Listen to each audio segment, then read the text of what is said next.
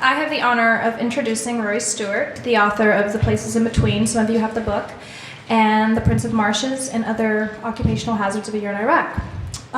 He will be speaking about The Places in Between today. It is his critically lauded account of his walk across Afghanistan in 2002, and it was just one leg of a journey on foot across Pakistan, Iran, India, and Nepal. And his writings have also appeared in publications such as Granta, the New York Times, the London Review of Books. So Mr. Stewart is a former officer of the British Infantry and a diplomat. He currently resides in Kabul, where he is the chief executive of the Turquoise Mountain Foundation, a NGO that is establishing a school for traditional masonry, tile work, woodwork, and plaster work. And they're basically doing a lot of work to rebuild infrastructure and create jobs in Kabul. And he'll probably be speaking more about that as well. So thank you for coming, and Rory Stewart. Thank you very much. Can you all hear me clearly? Yes. If you don't, please tell me. It's a great privilege to be here, and a very, very interesting experience for me to see an organization like this being built up so rapidly, because of course both running an NGO in Kabul and working in countries like Iraq and like Afghanistan, which are attempting to emerge from a conflict situation, rebuild the state, rebuild society. It's very, very intriguing, inspiring, puzzling to see the speed with which you can create such an impressive organization, and perhaps gives me more cause for optimism than I might normally have. I'm going to talk very briefly because I'd like to get a conversation going, and I'm going to begin by talking a little bit about a walk I did across Afghanistan at the end of 2001, beginning of 2002, in order perhaps to raise through these images some questions about the state of Afghan society, and maybe even some questions about the notion of state building, which is obviously the key and most fashionable thing in international development at the moment. And then finish by talking a little bit about our projects in Kabul, about what we're doing in the center of the old city of Kabul. And I'd love to have your ideas and suggestions and get a dialogue forward. This is just an image to begin of walking out of Herat at the end of 2001. The Arab geographer Ibn Hawqal says in the 10th century that for the first 6.5 days' walk east of Herat, the ground is flat until you reach the hill country of Ghor. And indeed, this is correct. The ground is very flat. There you can see some sheep, a good indication because it indicates there's probably not a minefield in that place, and a shepherd with his sheepdog. This is my friend Aziz when the snow had fallen. And here, of course, we talk a lot about economic development. We talk about Ricardo, comparative or competitive advantage. Here we have Afghanistan's comparative advantage. It is the only country in the world which is able to produce 92% of the world's heroin and still receive $4 billion a year in international aid. And this is the heroin on its way to the market. The donkeys have had their noses slightly cut open because they're traveling at high altitude over 15,000-foot passes, and the traders believe this helps them to breathe at high altitude.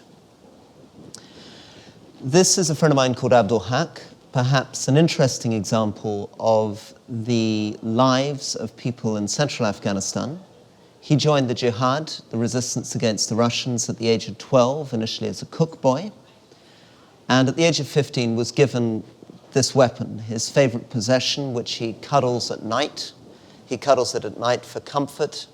He uses it as an improvised pole vaulting stick as he walks along. He uses it to fire at doves and pigeons and to threaten small children. At the age of 18, he went to Iran, where he worked in a truck stop selling matches in order to raise the money for the bride price. Afghanistan is a culture in which getting married involves the man's family giving the woman's family, currently in Afghanistan, between $4,000 and $5,000 generally for a family such as Abdul Haq's. And of course, the wage rate in Afghanistan is very low, so to earn this kind of money, Abdul Haq had to work in Iran, and indeed there have been nearly 5 million Afghan refugees out of a population of about 26 million in either Iran or Pakistan. Partly driven there by war, but partly also, like Abdul Haq, for economic reasons. He then came back. The day before I met him, he'd killed 17 Taliban in a single day.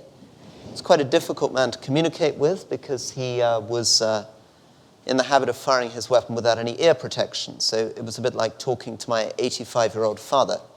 He was quite deaf, had to bellow at him. But generous, kind, sometimes a little bit unpredictable, slightly fiery temper, but a good companion. And here indeed, as Ibn Hawqal says, 6.5 days into your journey, you come across the first hill across your route, the hill country of Gore, and there on the top of the hill is this dome. This dome was built in the 12th century, in the 1180s, and it was built by a very mysterious dynasty, the dynasty of the Turquoise Mountain, the Ghurid dynasty, a central highland dynasty that for a very, very short period controlled an empire that stretched from Delhi to Baghdad. And buried underneath this dome is a member of the Chistiya order of dervishes, a Sufi, a Muslim missionary who carried Islam into India in the 12th century. You can see it's been struck by a Russian tank shell in the top right. This is a picture of me looking a little bit perplexed, a little bit frightened. The reason I'm looking a bit frightened is that the man immediately on my right, Mullah Mustafa, in the dove grey turban, had just tried to shoot me. That's Nadir Shah sitting on his right, who's his first cousin. I'd taken refuge in this house, and I was a little bit disturbed when a little bit later Mullah Mustafa turned up with his gunmen around him. He travels with about 30 to 40 men, generally walking in a crocodile line behind him, in assortments of strange headgear. The men you can see there in the picture, mostly in turbans, but he also has men who wear Russian tank commanders' caps, strange Chitrali caps, Sindhi jeweled caps. So I was a bit concerned when, having shot at me, he turned up in the place where I was taking refuge and then wanted to have his photograph taken with me. I was too frightened on this occasion to ask him why he was trying to shoot me, but I saw him again 18 months later, and I said, Mullah Mustafa, why were you trying to shoot me? And he said that Nadir Shah, on his right, had bet him that he couldn't hit me.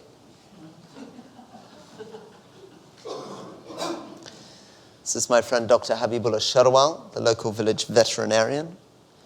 And this is the village from which he comes. It's called Dahan-e-Razak. It's a village of about 8 houses, 3 hours' walk from the next village. It's a place where everybody is descended from a single great-grandfather. And here, about a day and a half's walk further into the journey, standing by the pillar, clutching my walking stick, is a man called Haji Mualim Mohsin Khan Kamenji. This is actually not a series of names, but a series of titles, meaning pilgrim to Mecca, hereditary chief of the Taimani Aimak, teacher, landlord of Kamenge. He's a very interesting example of power structures in central Afghanistan. He was an official under the king in 1972. When the king was then toppled by his cousin in a coup d'etat in 1973, he became an official under the king's cousin. When the king's cousin was shot in the presidential palace in 1978, in a leftist revolution, he became an official under the leftist government. He then became an official under the Russian government. He then became a commander in the resistance to the Russians in 1986. He then became a Taliban commander.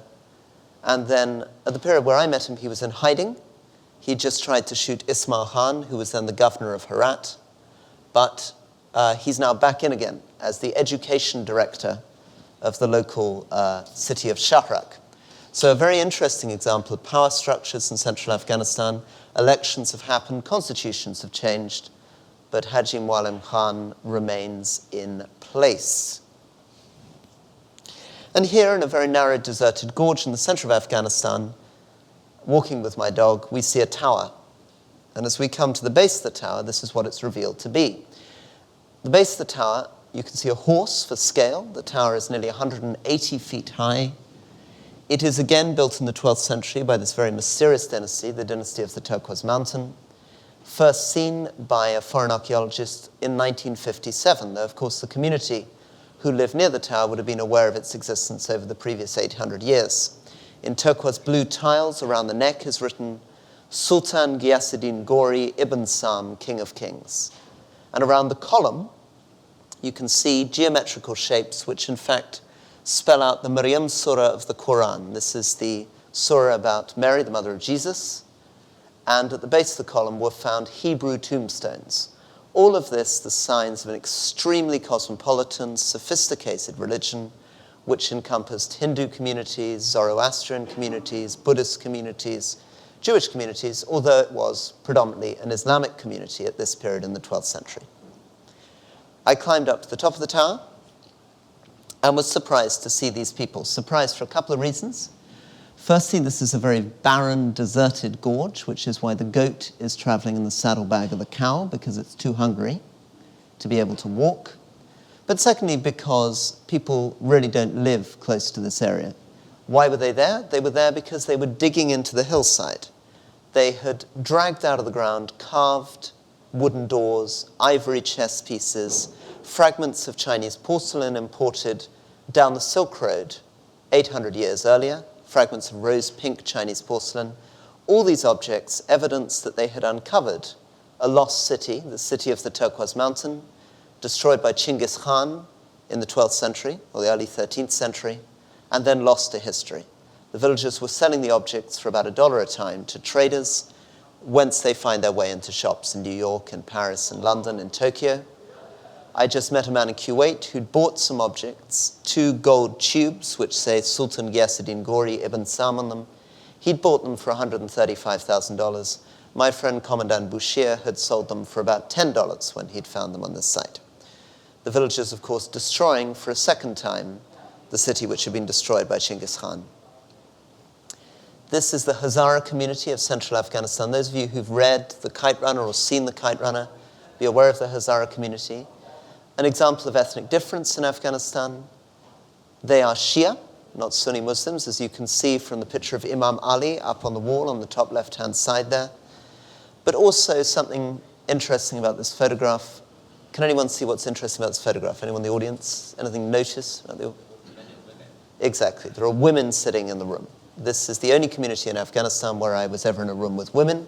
The Hazara community is much more open in terms of gender relations. In fact, generally, in a 21-month walk across Asia, I walked across Iran, Pakistan, India, Nepal, as well as Afghanistan. Very, very rare for me to be in a room with women, except in the Hazara communities in central Afghanistan. And finally, the Taliban. This is the bizarre town of Shaidan, originally a market town of about 150 shops. Absolutely burnt, charred for 4.5 days. I walked through something that resembled a scene of medieval devastation. Fields with salt plowed into the fields, houses burnt, roof beam by roof beam. All of this the sign of the Taliban moving through these areas in the beginning of 2001, at the same time as they were destroying the Bamiyan Buddhas. Which then brings me on to what we're doing in Kabul at the moment. I arrived back in Kabul, having served in Iraq, at the end of 2005, to find that the Afghan government was proposing to implement a 1976 East German master plan to flatten the old city of Kabul and replace all the traditional bazaars and souks with East German apartment blocks. This was particularly targeted at an area called Murad Khani, which is one of the traditional craft districts of central Kabul. And here's a photograph of it taken when there's a bit of water in the river. That's the central mosque of Kabul, the Pul-e-Khishti Mosque in the background. And the city wall runs right up that mountain at the back, up to about 7,000 feet. The buildings are between 200 and 300 years old. They're adobe structures. They're made from mud brick with timber frames. But they have these very beautiful carved cedar shutters. In the winter, all the shutters go down. They're carved with peacocks, flowers, geometrical designs from Syria, Buddhist motifs, pagan motifs from northeastern Afghanistan. In the summer, all the shutters go up, and you find yourself in an open colonnade. It's where it is on a map. And these are photographs, photograph going back to 1910, and maps going back to 1841. representing a series of historical attempts to flatten Afghan civilization and culture, beginning here in 1841 with the British. The British got very grumpy in 1841 because at the end of 1841, their envoy in Kabul, Sir Alexander Burnes, was killed in the middle of the old bazaar. And they couldn't get their troops through to him because the bazaar streets are very narrow. If you look at the outsides of these houses, there are no windows, there are very strong gates, there are bridges built over the streets which force horsemen to dismount. All of this deliberate defensive strategy by the Afghan community, very reluctant to allow outsiders into the narrow streets of the old city. In January of the following year, in 1842, 14,000 British soldiers were killed on the retreat from Kabul, leaving only one man alive, Dr. Bryden, who got to Jalalabad. So in revenge, the British demolished the central bazaar of Kabul, which limped back into action by 1879 when the British again demolished a whole section around the ancient citadel. When war finished, a next stage of demolition took place, this time led by radical Afghan modernizing kings. King Amanullah in the 1920s was determined to bring his country into the modern world. He therefore insisted that his wives appear in public in 1920s flappers' costumes, with mini skirts and their heads uncovered. He also insisted that in 1923, with the tribal lawyer Jirga, that all the tribal chiefs of Afghanistan should attend the parliament in white tie and tails. As part of this general modernizing push, a great deal of the old city of Kabul was again demolished and replaced with large lateral streets. And then finally, during the Civil War, the old city found itself as the front line in the 1990s between Hekmatia's troops on one side and Massoud's troops on the other. And the red on this map are all the houses that were demolished in this quarter, Murad Ghani. About 50% of the building stock just flattened. Garbage 7 feet deep in the streets. People climbing over their courtyard walls to get into their houses. Buildings hit by rockets. Great deal of poverty. This part of Kabul, there's absolutely no basic services. There's no drainage, there's no water supply, obviously there's no electricity. There's basically no clinics, there's no schools. The literacy rates run at about 25% of people can read and write. The mortality rates are about 38. And also a great loss of skills. Ustad Abdul Hadi there on the left-hand side, one of the most famous woodworkers in Afghanistan, 76 years old, but by the time I met him, he'd been selling fruit in the market for the previous 15 years, unable to pass on his skills to a younger generation of students. On the other side, Ustad Muhammad Arif there, 400-year-old unbroken tradition of ceramics, but unable to export them because of the very high lead content in the glazes. So really, the project that we have tried to bring together is a project that serves the community of the old city, serves the craftspeople of the old city, and tries to do development in a relatively ambitious and integrated fashion. There are, for example, still 165 small businesses in this part of the old city of Kabul. Very mixed religiously and ethnically. And really we're focusing on three different things. We've set up a school, a vocational training school to train craftspeople. We've got a business development program that exports Afghan traditional arts in order to generate jobs and incomes. And we have an urban regeneration program which provides very basic infrastructure and services to the community, as well as restoring historic buildings. So, what are we doing? Well, we've restored a 19th century fort. We've set up this school. We've now got about 100 students. We had 550 applicants for 33 places in January for this institute. It's extremely popular with young Afghans. They study calligraphy, woodwork, ceramics, miniature painting, and jewelry. You can see there women working on Nuristani woodwork and on calligraphy. We've also got a program in traditional earth construction. One of the problems in Afghanistan is USAID currently is trying to spend $237,000 a school and insisting that schools should be built from concrete. Unfortunately, there are no cement factories in Afghanistan. All the cement needs to be imported. There's no road network, so it's almost impossible to get the cement into the villages. Instead, we're trying to encourage people to build earth structures which are warmer in the winter, cooler in the summer, more affordable to build, better with earthquakes, use local materials, are more environmentally friendly, and finally create much more employment than the construction of concrete schools. In order to do that, we have a program in earth architecture. We do a lot of exhibitions of Afghan traditional arts, and we're aiming for quality. We're aiming for the top end of the market, particularly in the Middle East. We don't believe Afghanistan can compete with China and India at the bottom end of the market, so we're focusing on certain niche markets, such as traditional Islamic calligraphy. We also do programs in villages, rural programs, such as this, which is targeted at the traditional potter's village of Istalif. This is where Ustad Muhammad Arif, who I showed you a picture of, comes from. 400-year-old father-to-son tradition, but largely demolished by the Taliban, so we're doing both building work and supporting the craftspeople. Finally, businesses. There's no point us training craftspeople unless we can create the jobs and incomes connected to it through finding markets. So these are some of our products being exported. And all of this targeted on Muradhani and the community of Muradhani. This is the sub-district chief of Muradhani, champion wrestler. He's called Pahlawan Aziz. Pahlawan in this case is not a name but a title. If you're a wrestler in Afghanistan, you carry this in front of your name in the way that some of you in the audience who are doctors would carry doctor in front of your name. He won the National Wrestling Championship in 1962, defeating the most famous gangster in Kabul, who was a man called Abdul Haq the Blind, Abdul Haq Kur. He's a very formidable man to deal with every day. We have to do a lot of documentation. We have a lot of young volunteer architects working with us, drawing and documenting buildings. These are 3 pages from a 40-page report on a single building. A lot of garbage clearance. The first thing we did is we cleared about 8,000 cubic meters of garbage out of the area, dropping the street level by 7 feet, creating near total employment to every unemployed adult male in that part of the city.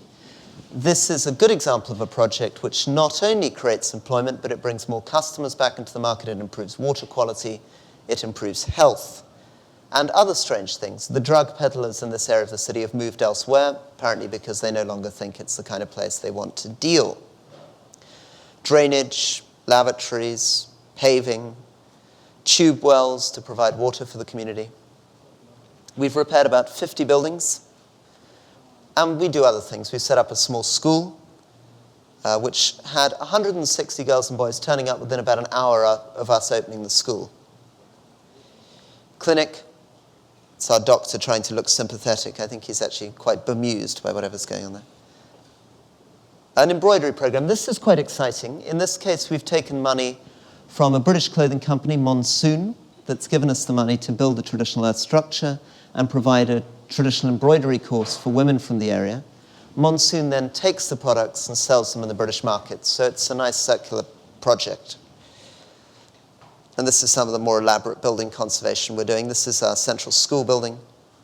And this is a before and after shot. I said that 2 days ago, and somebody suggested the after shot was on the left, but in fact the after shot is on the right, I want to emphasize.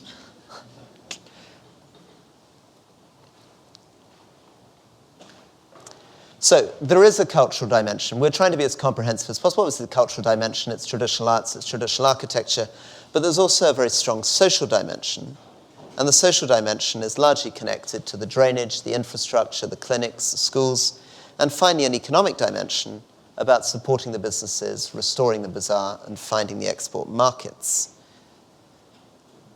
We have our culture and education quarter in the middle, which is the light brown, the beige. We have a commercial strip around the river, and we have a residential quarter, which is the green at the back. And these are the bazaars being restored. This is essentially a future vision. This is what we're working on over the next 2 years now. Restoration of buildings, shops. This is quite a simple idea. We've done about 165 shops like this. Essentially what we do is we produce more storage space in a simple shop. We also provide better security by a better locking structure. And here we're putting a restaurant upstairs, a shop downstairs, and a ceramic school on the other side of it. Finally, this is the most ambitious part of the project. This is a major redevelopment where we're working with the University of Miami to develop about 4 acres of site, which was largely demolished by rockets and mortar fire, and will there create a traditional bazaar to bring visitors, initially Afghan visitors, back into the old city. and this is one of the pilot new buildings. Thank you all very much. I'd be delighted to take questions on anything, Iraq, Afghanistan, international politics, or clearing garbage.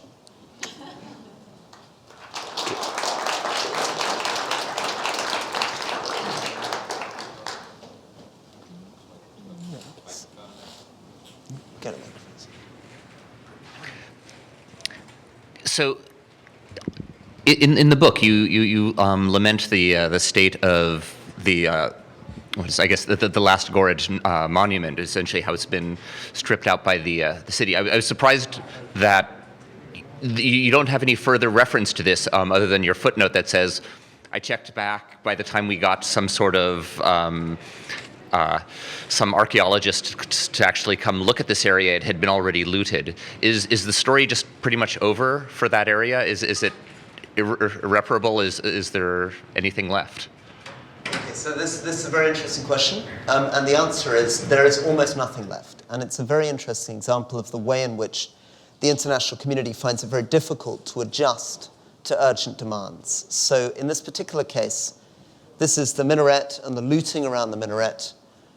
I reported it to UNESCO. For the first 4 months, UNESCO refused to believe there was a city there at all. And they said, you're not a professional archaeologist. How do you know there was a city there? And I was saying, look, I was looking at them pulling out carved wooden doors, ivory chess pieces. They'd uncovered about 2,000 houses. This was definitely a city. So I then pushed hard for some sort of protection. They said, oh, we should be able to get there in August of next year. Now, actually, this would have been quite easy. The governor of Herat, Ismail Khan, wanted to prove that he could do something for the international community. It's a very isolated site. You could very easily protect it. You could very easily provide money for the villagers to work with the archaeologists instead of against them, create a small museum. Nobody's prepared to do this. They all worry about security. They all worry about funding networks, and it doesn't fit easily into the kinds of timescales and programs that people like UNESCO have.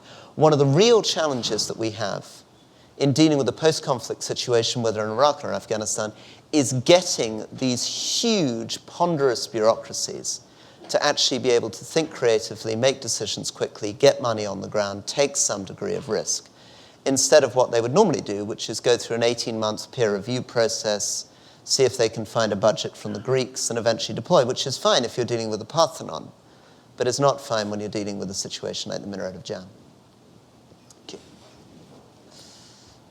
Sort of similar. You mentioned in the book that one of the problems with nation building is evaluating the performance of people who are involved in these efforts.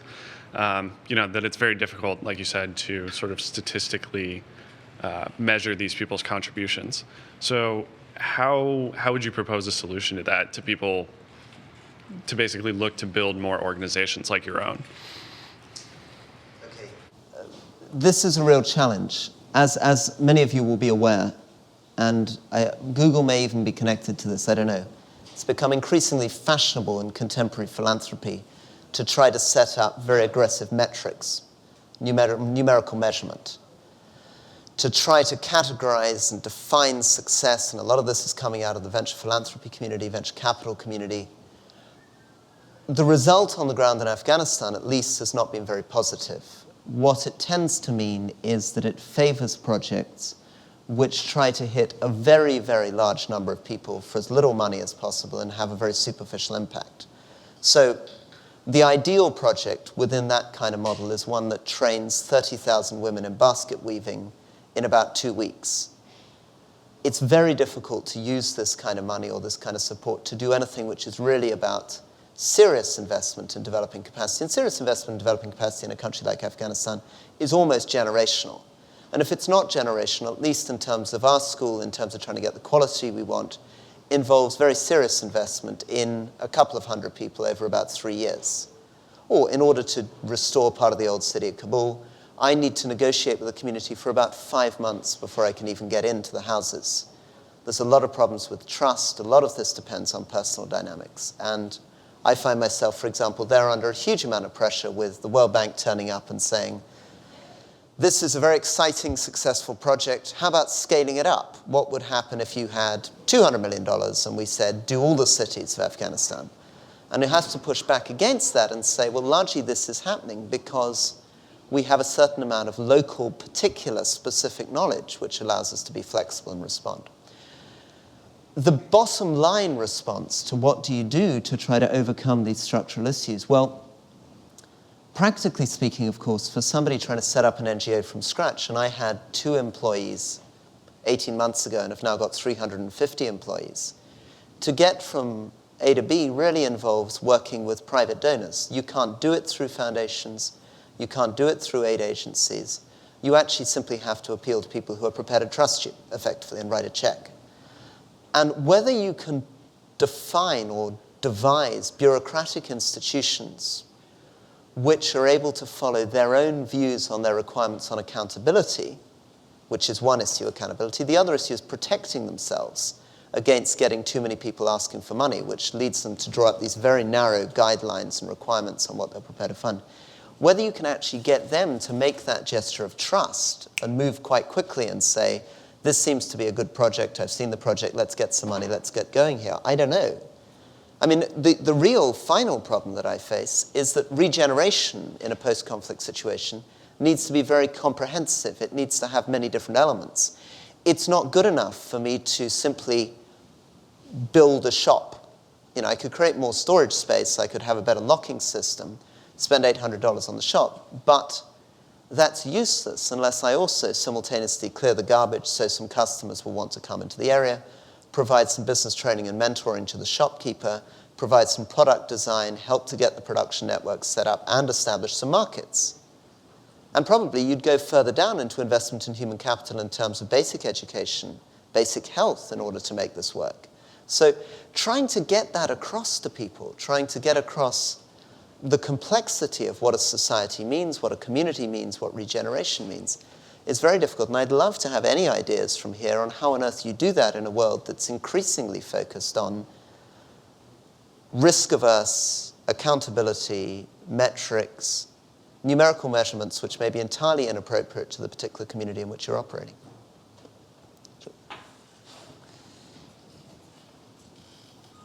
One of the things that you mentioned was, as you mentioned, the risk aversion of larger foundations or government bureaucracies. I wonder if you could tell us a little about, for example, one of the things we continually hear in the States about reconstruction efforts in, say, Iraq and Afghanistan is the security concerns preempting everything or absorbing so much of the budget because of their scale. For example, sending columns of trucks in and then having to defend them. How is either that impeding your current work, or how are you able to get by it? Fundamentally, those projects that require so much security to get them done, are a waste of time. There's simply no point doing them. In an environment in which the local population are actively trying to kill you, blow up your projects, murder your engineers, you do not have a sustainable project. The only way in which you can do development is in a place where the local community trusts you and is prepared to provide, generally, their labor for free, their materials for free. The only reason our project has any hope is the local community themselves are helping to build these buildings and will therefore feel, we hope, some pride in them, some ownership in them, and some interest in maintaining them. Going into an area where even a powerful, effective minority is actively hostile towards you is a waste of time, because this kind of project depends on our 350 workers being on the ground in Kabul, in Afghanistan, and being under buildings 8-9 hours a day with 100,000 people walking past. We couldn't do that if there was a security concern that we were going to be targeted. So that's the first thing. I'd say those projects are a waste of time. The second thing is they reveal a fundamental problem, which is an inability to distinguish between what we feel we ought to do and what we can do. Right? What should precede the question is the question of can. Ought implies can. You don't have a moral obligation to do what you can't do. So we need to be much more careful before we say we're going to bring in a new turbine into the Kajaki Dam, which is something we've been talking about. It's this $250 million USAID program to get a huge dam network going again in the Helmand River Valley. There's a turbine, which has been in Kabul for about the last 18 months. They can't get it to the dam. They can't get it to the dam because to get it to the dam involves building an extremely complicated road structure And it's an incredibly heavy object. And it would need to be taken up the valley. And the assumption at the moment is as soon as they start to drive it up the valley, the Taliban will simply descend on whoever's trying to transport it. And you'd find not only that a lot of soldiers would be killed trying to get it in, but the object itself would be destroyed before it could get to the dam. So I'd suggest before you start voting that kind of money, before you start buying the turbine, you really want to be working very, very carefully with the community up and down that valley to convince them of the value of this turbine, the value of the electricity that it could generate, and to get the individual power holders. And in Afghanistan, it's not very difficult to identify who those power holders are. Even if some of those power holders don't like you, get them on side before you move ahead. So I really would like us to start turning this on its head, start to take a kind of cliched business phrase, to start reinforcing success. Not to say, South and Eastern Afghanistan is poor, there's an insurgency there, therefore we need to put 80% of our money in there when you can't spend it there. But instead say Oxfam, Save the Children, CARE, or whoever is doing some good project up in the north, or a local indigenous Afghan NGO such as Ashiana, which is a street children's charity, is doing a good job. Let's put the resources behind them and let them feel their way through this society. I don't want to monopolize the questions, but so you've revealed, both in the book and in your talk, you've revealed that there's a very uneasy set of alliances and tensions between different communities. You've mentioned a few of them. Who do you find, any endeavor, of course, so Turquoise Mount, et cetera, is going to have some opposition. Who do you find, as you're trying to bring this together, that who is opposing this, other than the basic distrust that you're going to have to overcome? Is there active opposition, and if so, from whom? So essentially for a project like this, we have four main challenges. One of them is dealing with the Afghan government itself. The Afghan government lacks capacity, would be a polite way of putting it. Right? To give you an example, most schools in Afghanistan, the teachers are educated only 1 or 2 grades higher than the students themselves. So if you've got a third grade class, you've got a 4th grade educated teacher. I mean, and that applies across the government. I mean, most of the civil servants in the government do not have a high school education. In addition, those that do have often lived in the Soviet Union and have come back in, particularly in the case of urban planning, with very much strong 1970s, early 1980s Soviet views of how you develop societies.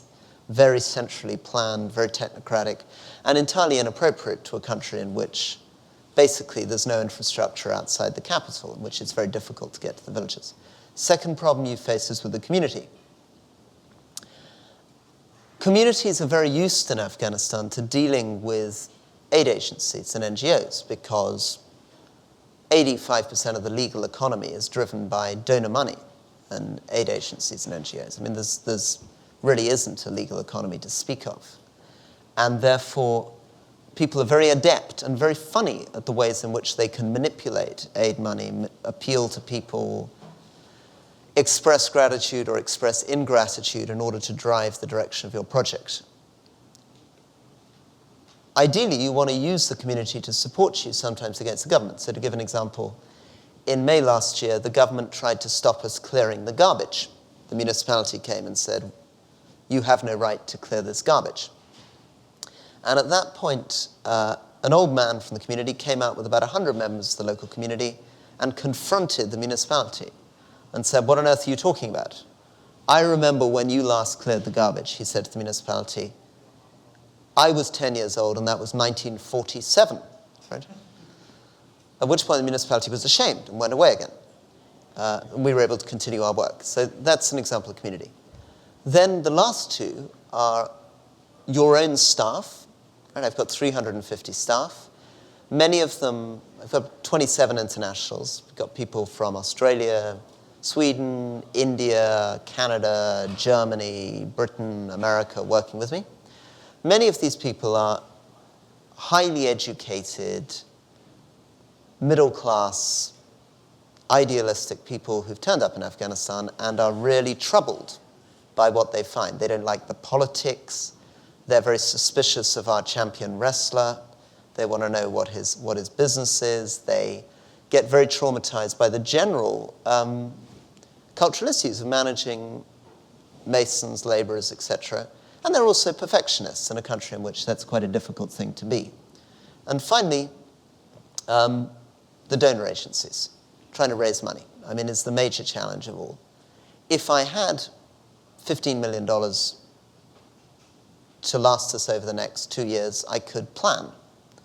I'm trying to do a $20 million worth of work. It's actually probably be a $100 million project, but we're doing it for about $20 million. And I'm doing it in a situation in which I have to lend money to the foundation every month, and we're in danger of running out of our money within 3 weeks. So these things together make for some challenges. Hey, you've written 2 books, one about Iraq, one about Afghanistan. How different is the reconstruction program? I mean, how different do they have to be? Because these seem to be 2 very different places. It's a great question. I find reconstruction in Iraq outside the Kurdish areas next to impossible. I think it's a fantastic waste of resources and time because there simply is not sufficient active support and consent for the regeneration. It may be in a particular province like Misan that 50% of people in an opinion poll say they support the presence of the coalition, but these people are mostly sitting on the fence. They don't want to do anything. They're not actively pushing it. And you've probably got 10 or 20% who are actively against it and try and take you out. I can't operate in the streets of Baghdad if I try to do this project because I would be kidnapped very, very quickly. Friends of mine stepping out of cars in the bazaar in Nasiriyah being kidnapped within 7 minutes of getting out of their vehicles. We really rely in Kabul on being able to be on the ground 8-9 hours a day amongst the community without worrying that somebody's going to kidnap you or kill you. The second major difference between Afghanistan and Iraq is that in Afghanistan it's much easier, because for 35 years there's been no government, to find communities that are very self-reliant, where the community elders, the leader of the community, takes enormous responsibility for the direction of their community. In terms of security, in terms of justice, in terms of economic life. It feels like 1,000 tiny republics in these different valleys. And even the old city of Kabul actually feels like a collection of little villages. In this part of the city where we work, only one house has ever been bought. Every other house is inherited. Families have lived here for 200 years. Security is not an issue because there are all these eyes on every street corner. Everybody knows pretty much everybody, or is acquainted with pretty much anyone who's wandering through, even in a busy market. In Iraq, on the other hand, Saddam Hussein deliberately destroyed all the local power structures, drew all this power up into the center, created a heavily centralized state. And when that was destroyed, it's been very difficult to find people at the local level to take political responsibility. Again, very difficult to know who you're going to deal with. And generally, you end up dealing with extremely young, radical clerics whose ideology is not particularly suitable towards this kind of regeneration or redevelopment.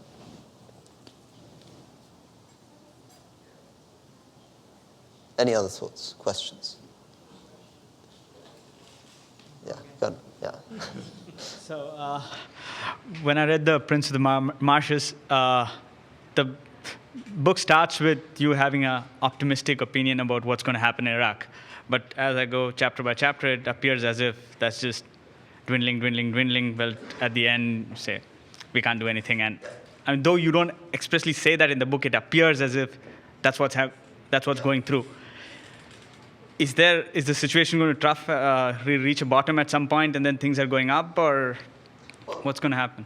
My belief is that Iraq will be okay. I think in 20 years' time, Iraq will be more stable, more prosperous, more humane than it is today.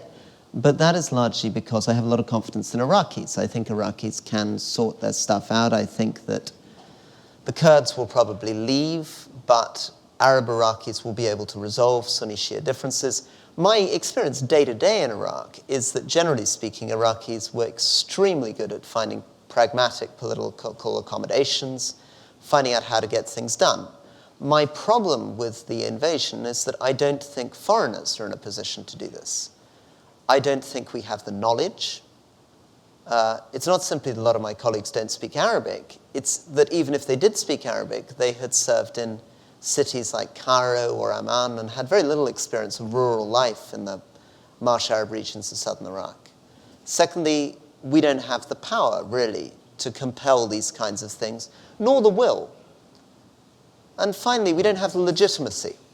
I mean, it's simply not our business. We don't have any philosophical, legal right to transform and create a state in a place like Iraq.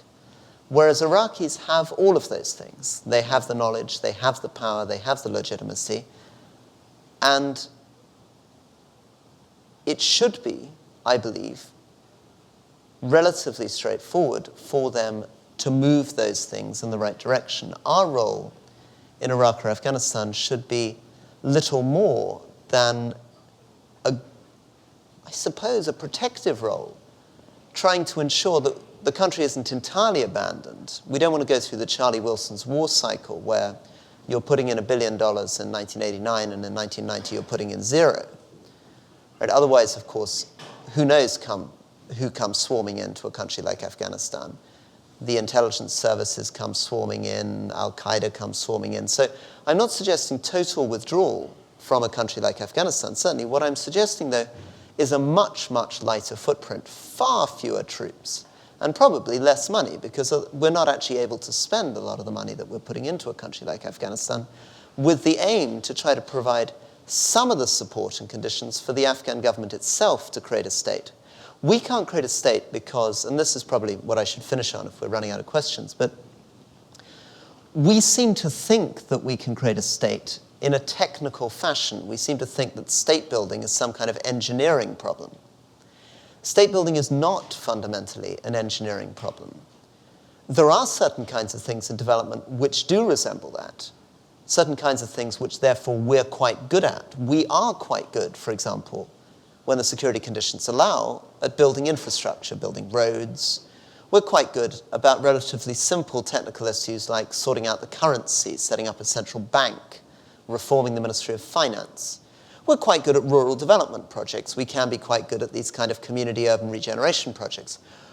But state building is of a different sort.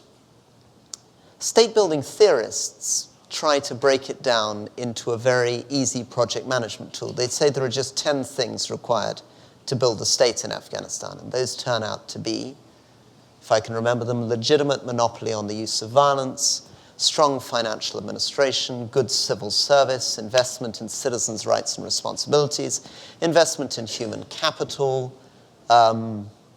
good management of state assets, responsible management of government finances, a free market, international relations, and the rule of law, right? These are the 10 things. You just need to get those 10 things. And when you say to them, how do you do this, right? How do you create rule of law?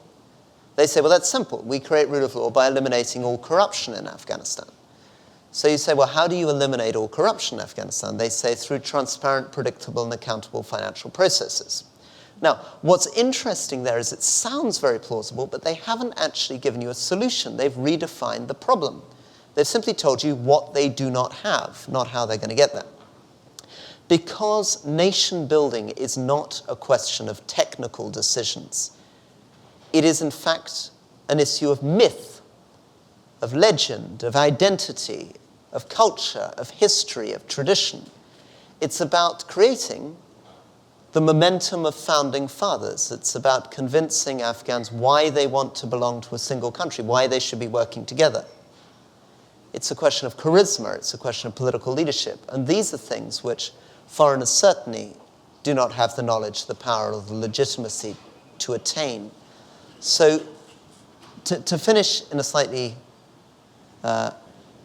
catchphrase fashion, I would say in relation to all of this, whether one's talking about rebuilding the center of the city of Kabul, or whether one's talking about state building in Iraq, to take the words of a great American poet, T.S. Eliot, the only wisdom is the wisdom of humility. Humility is endless. Thank you very much indeed.